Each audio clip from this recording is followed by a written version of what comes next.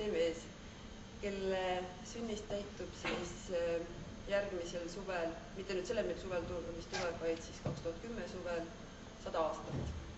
See mees on Vanemuise teatri jaoks erakordselt tähtis. Legend on isegi vaata, et vähe öelda.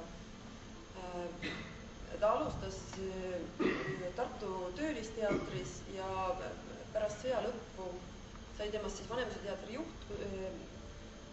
Nõukogude ajal teda mitu korda represseeriti ja saadeti küll erinevatesse Eesti linnadesse pagedusse, mitte Eestis päris küll ära, aga alates 1955. aastast oli ta selle teatri kunstiline juht ja kuskil 60ndate keskelt kunstiline juht ja direktor ja ta lõpuks on siis see kolmežanrilisus.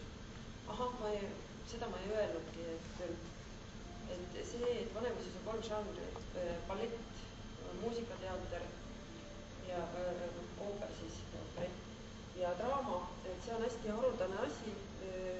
Vähe sellest, et Eestis ei ole ühtegi sellist teatrit ei ole ka Baltimaades rohkem. Et see on omaaegne selline Saksa linnateatrite eeskuju, mille järgi see Vanemuise teater on niiviisi loodud ja